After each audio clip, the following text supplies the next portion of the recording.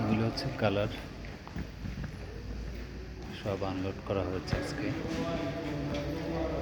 মশলা এগুলো প্লাস্টিক, এগুলো হচ্ছে প্লাস্টিক প্যাকেট, চিপসের প্যাকেটগুলো এগুলো। আর এগুলো হচ্ছে মেশিন।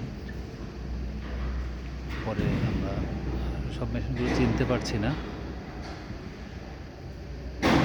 এগুলো ওজন অনেক বেশি এগুলোর।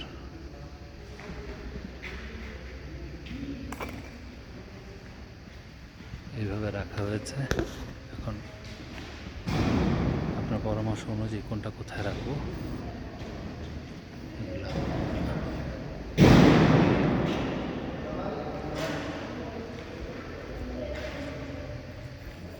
এইভাবে রেখেছি আপাতত, সব গেট বন্ধ করে।